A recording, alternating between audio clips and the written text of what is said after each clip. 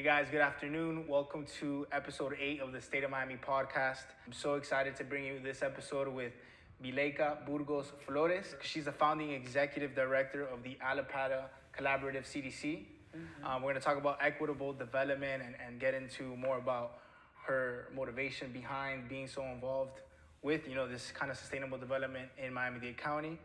And I wanted to start off by reading this straight out of your website. Okay? Yes. So it says, prosperous micro businesses, thriving commercial corridors, inclusive and sustainable neighborhoods, and upward mobility, right? Yes. So that right there is so aligned with new urbanism that I was like, okay.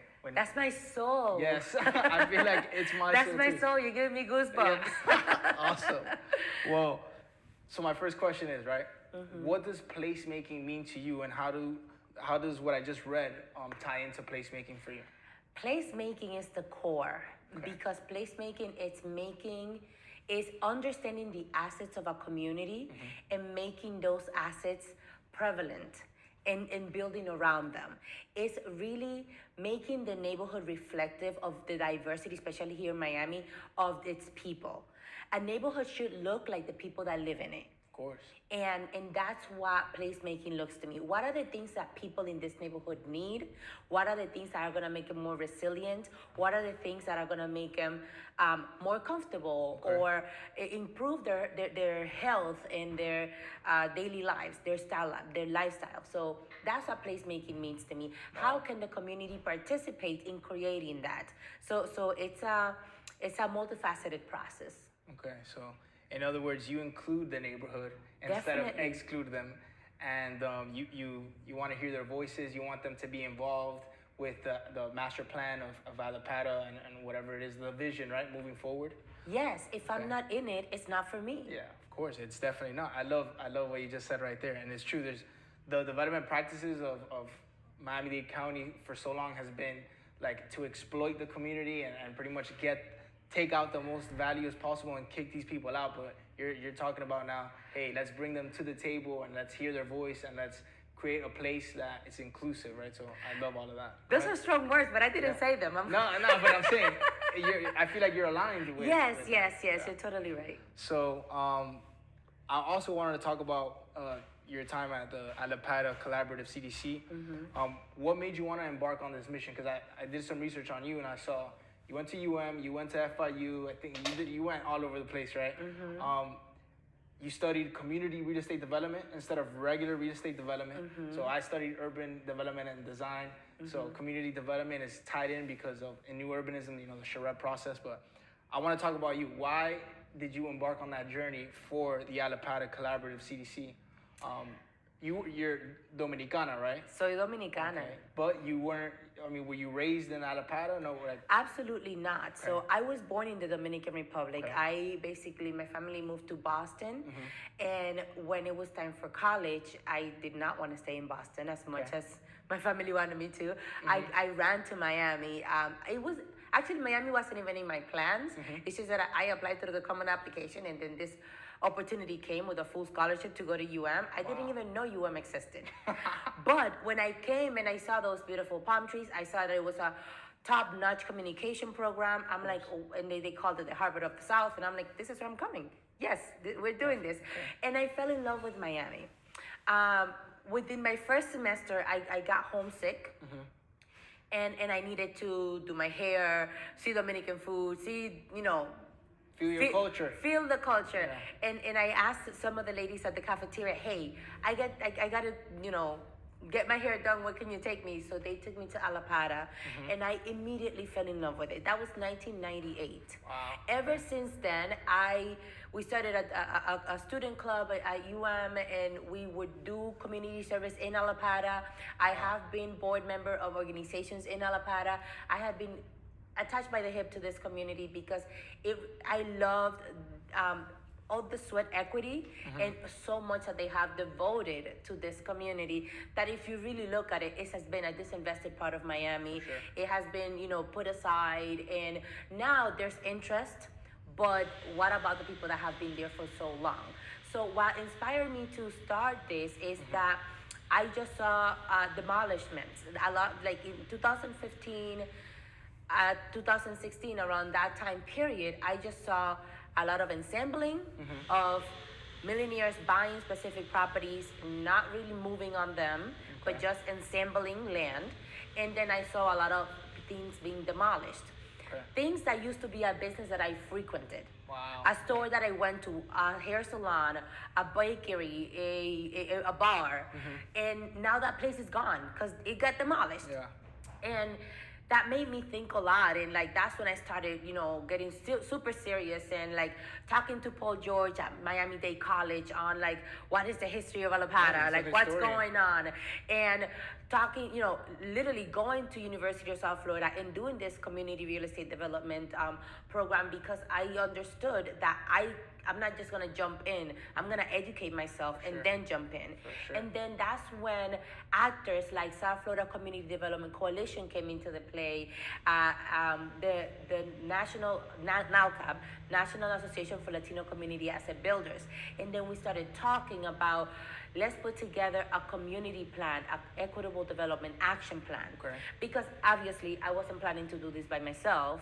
I know that the community needed to come along, but unfortunately our community is so afraid to speak up, is so afraid to get involved, is so unaware of the deep impacts that these changes make long term for them, their families, and their economy, that I felt that that information needed to come up. So we did the Equitable Development Action Plan, which then birthed the Allapattah Collaborative CDC, and now our main job is to implement whatever the community came up with in the action plan. Wow, that's big time. So you're pretty much giving them a voice, right? A seat at the table, and this is exactly what we need. I feel like Allapattah is an underutilized part of the city of Miami, and it even has metro rail stops. Like, as far as transit-oriented development and human-scale design and walkability, that's a perfect place to invest and to make it a great place in Miami-Dade County instead of somewhere that's just tossed to the side and people don't really think about it. But like you said, the communities have to look like the people who have been there for years, and the growth has to include them. So I think that's really amazing, and that's the next step for Allapattah, is to develop into a more prominent place,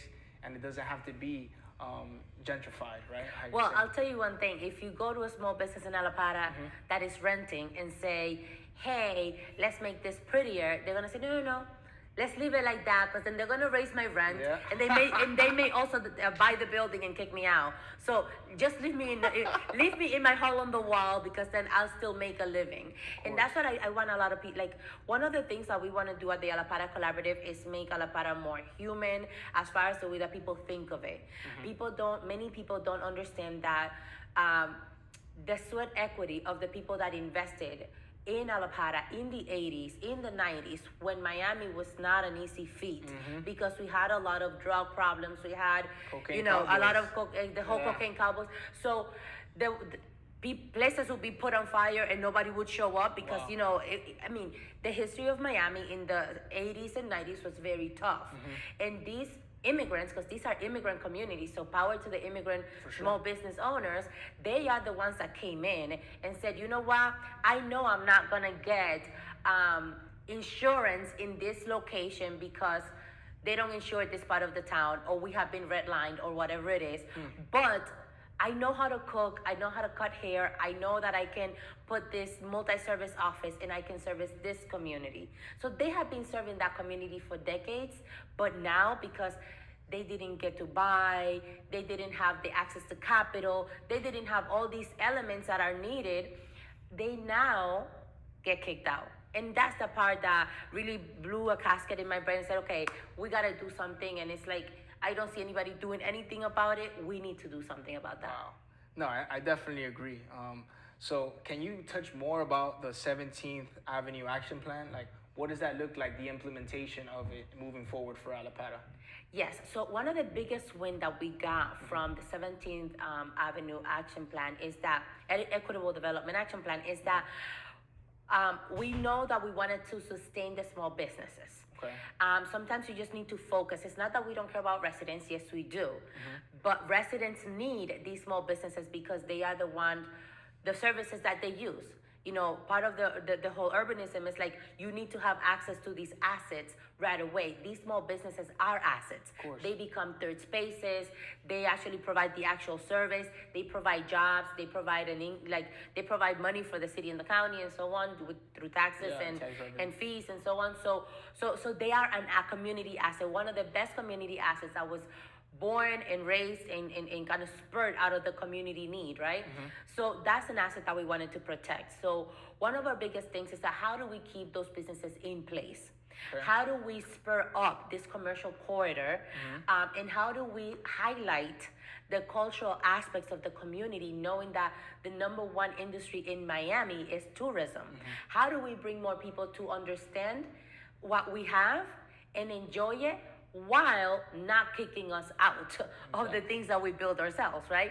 So that's basically what we are trying to do. So the first big win was that we were able to obtain through the Department of State of the state of Florida the Main Street designation. The Historical Resources Department, they have an office of Main Street, and we were named as a Main Street. We applied and we were able to do that. We are the only Main Street in the city of Miami. Hopefully we're gonna get a lot more people applying to that, because what Main Street proposes is that we promote the neighborhood, that we do economic development within the corridor, that we update the design of the corridor so it could be more attractive and more functional for the people in there, and that we have sustainable organizations that are going to make sure that the community and everything, happens. And then there's a level of advocacy in there too. So that, I think that has been one of our biggest wins. In 2020, it was able to obtain that Main Street designation, and also make us so many connections with FIU, with in a more sustainable manner. That's big time. That Main Street designation is definitely a huge step and a win, how you said, because now there's a heart of Allapattah, and through that Main Street there could be more growth, and it could be the example for the rest of the area. Yes. So I definitely love the Main Street designation win that you had. And you mentioned micro businesses, right? I feel like at the heart of an economy, you have to have a lot of micro businesses, and people have to have the chance to work on their own businesses. What's something that you've noticed from these micro businesses in Allapattah that distinguish them from other places around the city of Miami or Miami-Dade County? Well, I'll tell you one thing. Micro businesses have a very special place in my heart, because small businesses, unlike big corporations, provide 75% of the jobs in the state of Florida. Okay. That is big. That is big in policy-wide, because we see a lot of tax breaks going to big corporations. For example, just in 2020, while we were in the pandemic, I think it was over $500 million went to corporations, while only $50 million went to small businesses. Yeah. So that's a big discrepancy, understanding that 75% of the jobs come from small businesses. So what makes them different? I tell you that there's no difference between the businesses in Allapattah, or the businesses in Little Haiti, or the businesses in Little Havana, or the businesses in any of these small communities, vulnerable communities, because many of these small business owners are just sustaining their families. They don't really have a business system that allows them to walk away and just let the business run. No, it's mom and dad, it's mom and pop businesses. Yeah. It's mom and dad and my nephew and my daughter working on this business, on this dream that is sustaining the family. If that business goes, that family doesn't have an income, or maybe 2 or 3 families within that neighborhood don't have an income. So that's why they're so special. They are the people from the community many times, and maybe they have an attachment to that community and live in another community, but they're still part of the heart of that area. Sure. So when I talk about small businesses, I really talk about families.